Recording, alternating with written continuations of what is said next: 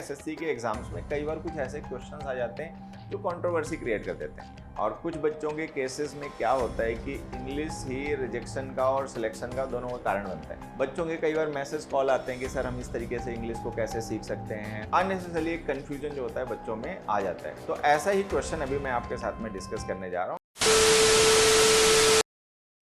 Hello dear learners, जैसा कि आपको पता है कि एसएससी के एग्जाम्स में इंग्लिश एक बड़ा ही इंपॉर्टेंट सब्जेक्ट है। और कुछ बच्चों के केसेस में क्या होता है कि इंग्लिश ही रिजेक्शन का और सिलेक्शन का दोनों का कारण बनता है। इंग्लिश सब्जेक्ट की वजह से कुछ का सिलेक्शन हो जाता है, इंग्लिश की वजह से कुछ का रिजेक्शन भी हो जाता है। तो इंपॉर्टेंट सब्जेक्ट है। बच्चे बहुत मन से तैयारी करते हैं, बहुत गहराई से इसको सीखना समझने के लिए काफी टाइम देकर तैयारी भी करते हैं। लेकिन हमने देखा एसएससी के एग्जाम्स में कई बार कुछ ऐसे क्वेश्चन आ जाते हैं जो कंट्रोवर्सी क्रिएट कर देते हैं। अननेसेसरली एक कंफ्यूजन जो होता है बच्चों में आ जाता है। क्वेश्चंस की वजह से आ जाता है, या जो क्वेश्चंस के आंसर आ जाते हैं एसएससी की वजह से, उनकी वजह से कई बार ऐसा आ जाता है। तो ऐसा ही क्वेश्चन अभी मैं आपके साथ में डिस्कस करने जा रहा हूँ। इसको आ जाओ समझते हैं। Cinema provides the most universal entertainment. अब इसके हमें ऑप्शन दिए गए 4। अंडरलाइन पार्ट है द मोस्ट यूनिवर्सल, और हमें बताना है कि कौन सा ऑप्शन इनमें से करेक्ट है। अब जो एसएससी ने आंसर दिया, उन्होंने आंसर दिया नो करेक्शन रिक्वायर्ड, मतलब नो इम्प्रूवमेंट, की कोई करेक्शन नहीं करना है। अब ये आंसर जो है तैयारी करने वाले बच्चों के लिए, जो इंग्लिश जानते हैं, उनको पता है कि ये गलत है। वो उसको गलत समझते हैं, गलत मानते हैं, क्योंकि यूनिवर्सल जो है वो हमें पता है क्लासीफाइंग एडजेक्टिव है जिसमें ग्रेड्स नहीं होती है। Non gradable kind of adjective है जिसकी हम सुपरलेटिव कंपैरेटिव डिग्रीज में यूज नहीं कर सकते। अब हमें पता है कि जो हमने द मोस्ट यूनिवर्सल लिखा है ये यहाँ पर सुपरलेटिव डिग्री का एडजेक्टिव है, जो कि नॉन ग्रेडेबल एडजेक्टिव्स में होती नहीं है। तो इस वजह से ये एसएससी का दिया गया आंसर जो है वो गलत है हमारे हिसाब से। लेकिन अभी क्या होता है कि जो इंग्लिश में वर्ड्स होते हैं या किसी भी लैंग्वेज में वर्ड्स होते हैं, तो वर्ड्स के मीनिंग जो होते हैं वो कॉन्टेक्चुअल भी होते हैं। Most words in any language have more than one meaning. एक से ज्यादा उनके मीनिंग होते हैं अलग अलग कॉन्टेक्स्ट में।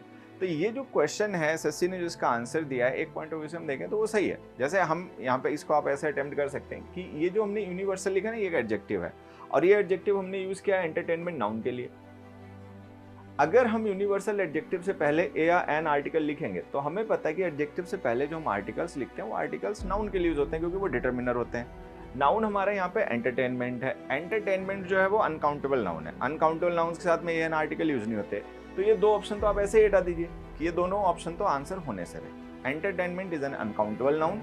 Uncountable nouns can not have A an article. A an article जो होते हैं वो सिंगुलर काउंटेबल नाउन्स के डिटर्मिनर्स होते हैं। ये अनकाउंटेबल नाउन है, तो ए एन ऑप्शन आने नहीं है, तो ये दोनों ऑप्शन गलत हो गए। एन तो वैसे भी गलत हो गया, क्योंकि यूनिवर्सल के जो फर्स्ट साउंड है वो कॉन्सोनेंट साउंड है, तो एन तो उसके साथ आना नहीं था, ये पहले ही गलत था।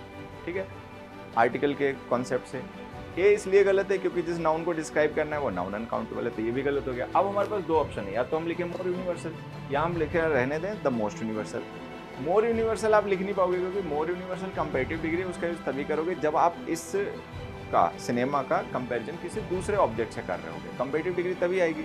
यहाँ पे कोई दूसरा लिखा नहीं जिसका हम कंपैरिजन, गलत हो गया। तो आंसर जो उन्होंने दिया है वो एक तरीके से सही है।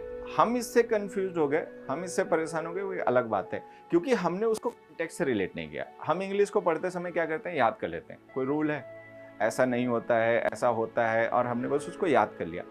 क्यों होता है, क्यों नहीं होता है, किस कॉन्टेक्स्ट में ये एप्लीकेबल है। लैंग्वेज यूजेज जो होते हैं वो कॉन्टेक्स्ट में काम करते हैं। एक पर्टिकुलर आपने वर्ड जो है सेंटेंस में चेंज कर दिया, या उसकी फॉर्म चेंज कर दी, या उसकी पोजीशन चेंज कर दी, तो उससे क्या होता है, जिस कॉन्टेक्स्ट को हम रेफर कर रहे होते हैं, जो सिचुएशन हम रेफर कर रहे होते हैं, वो बदल जाती है। तो उसके हिसाब से लैंग्वेज के यूजेस भी बदल जाते हैं। अभी जो यूनिवर्सल वर्ड हमने यहाँ पे लिखा है, अगर हम इसको पॉपुलर मीनिंग कंसीडर करें, which is a meaning of universal as well, universal का एक मीनिंग ये भी है, तो उस मीनिंग में अगर हम देखें तो ये जो द मोस्ट यूनिवर्सल हमें आंसर दिया गया वो सही है। अगर हम यूनिवर्सल का मतलब माने कि found everywhere, applicable to everyone, तो उसके कॉन्टेक्स्ट में यूनिवर्सल नॉन ग्रेडेबल एडजेक्टिव है जिसका कंपैरिजन नहीं किया जा सकता, कंपैरेटिव सुपरलेटिव डिग्रीज नहीं बन सकती।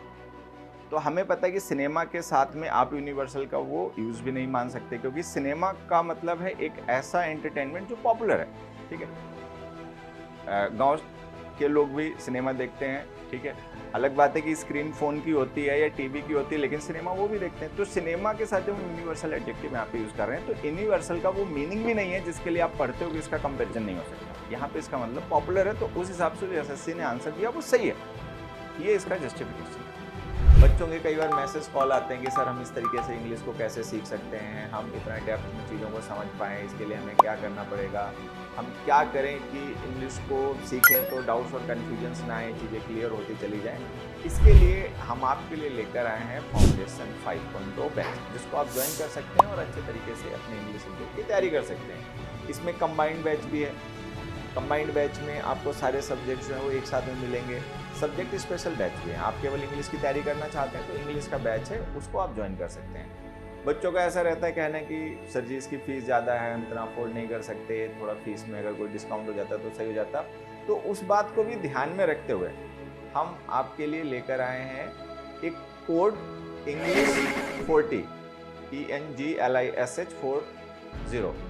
आप इस कोड को अप्लाई करके एक अच्छा खासा डिस्काउंट जो है वो पा सकते हैं और अच्छे तरीके से इंग्लिश सीखकर जो आपके डाउट्स कन्फ्यूजन्स हैं उनको दूर कर इंग्लिश के पेपर में बहुत अच्छा स्कोर कर अपनी ड्रीम जॉब को भी पा सकते हैं। इस बैच में आपको A to Z, जैसा कि बैच का नाम ही है इंग्लिश फाउंडेशन बैच, तो इसमें बेसिक्स से लेकर कंपटीशन लेवल तक के जो भी डाउट्स हैं, जो भी कॉन्सेप्ट्स हैं, यूसेस हैं, उन सबको आपको काफ़ी डिटेल में सिखाया जाएगा, प्रैक्टिस भी कराई जाएगी। आपके डाउट्स वगैरह होंगे उनका भी डिस्कशन टाइम टू टाइम होता रहेगा। तो ज्वाइन कीजिए बैच को इंग्लिश 40 कोड को अप्लाई करके और खूब अच्छे तरीके से तैयारी कर एग्ज़ाम क्रैक कर अपनी नौकरी पक्की कीजिए और अपने सपनों को पूरा कीजिए। Thank you, bye bye.